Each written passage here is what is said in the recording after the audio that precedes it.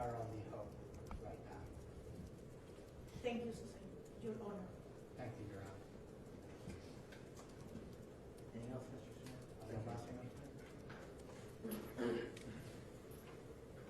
All right. Ms. Candelaria, you might as well stand up.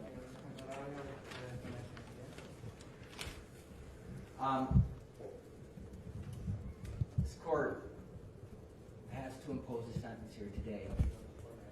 And the first thing a judge has to do is look at the purposes and principles of sentencing. That is, the sentence must comply with these purposes and principles under our revised code 292911A. The overriding purposes is to punish the offender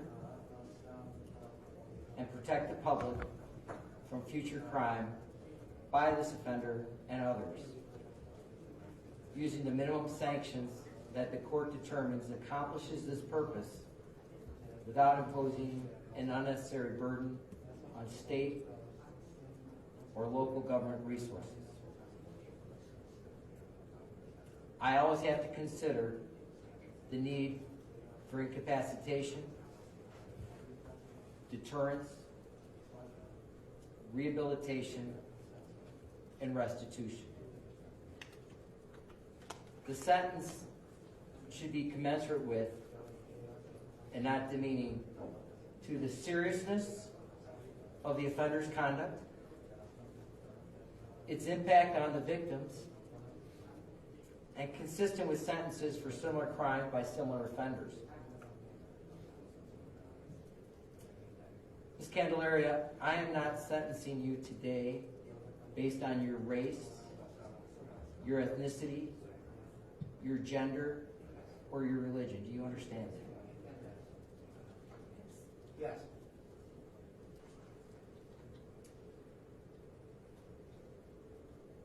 I sat here, listened, and I'm looking in the back of this courtroom, and I think of Dr. Mooney's statements to me,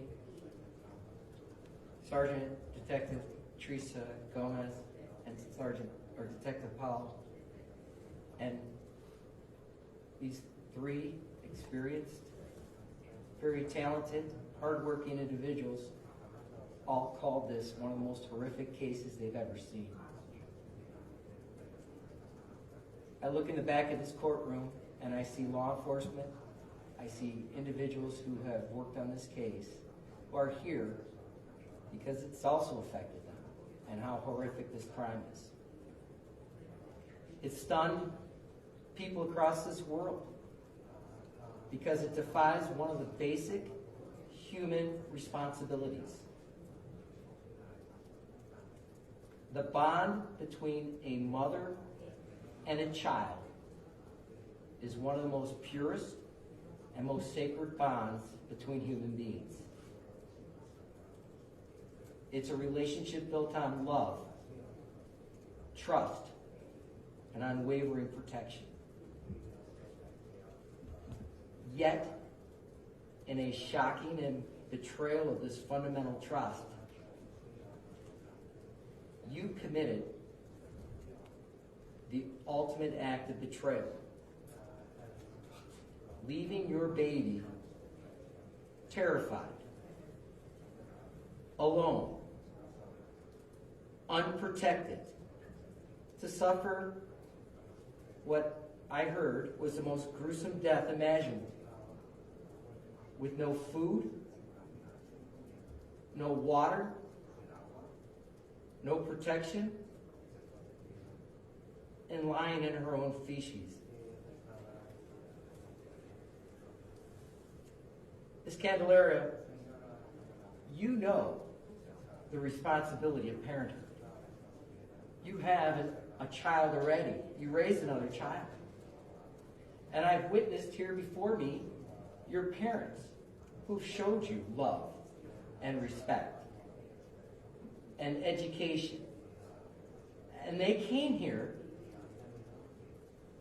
to help you, to advocate for you. more than what you've done for your own child.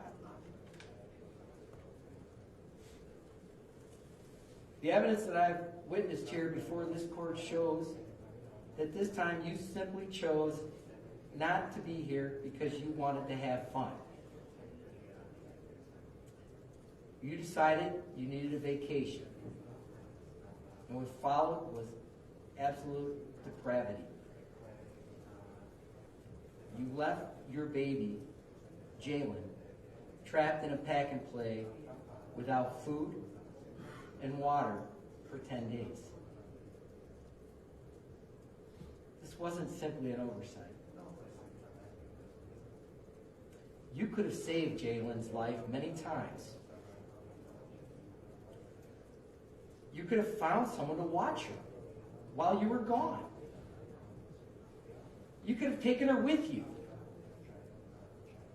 While you were in Detroit or Puerto Rico, you could have called someone in Cleveland and told them that Jalen needed help.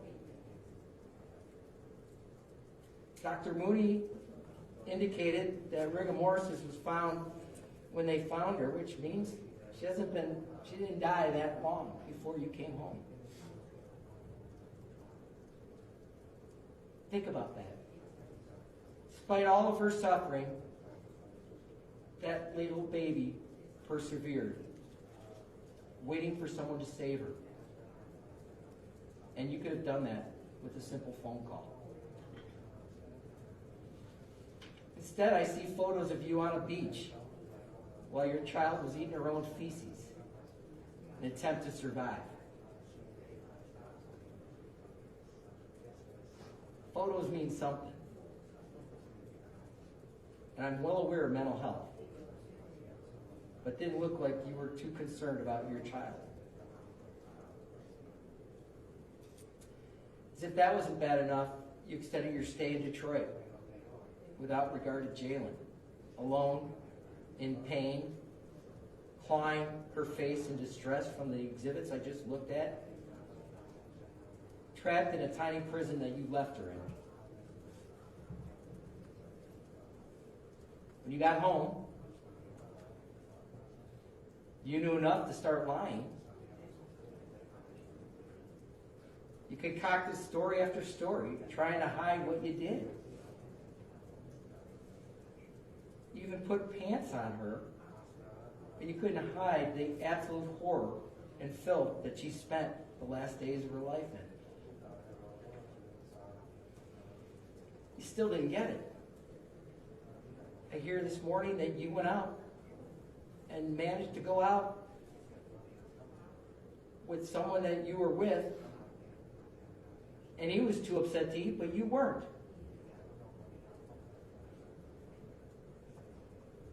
And then I hear that you're in jail and you're telling people, I can't wait to get home.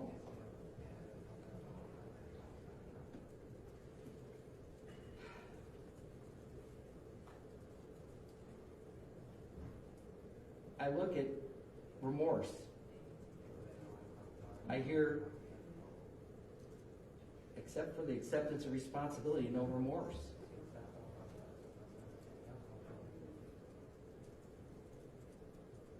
As a court, I have to remember Jalen, where you did not.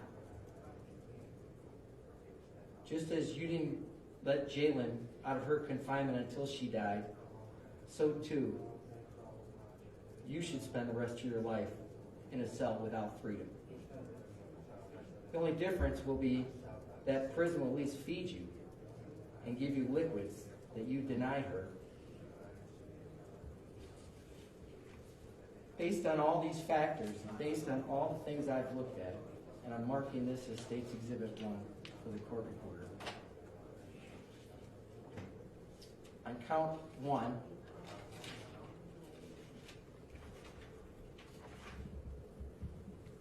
aggravated murder, I'm going to sentence you to life in prison without the possibility of parole.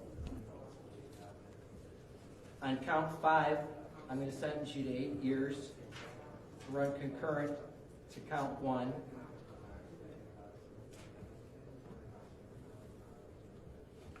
I'm going to tell you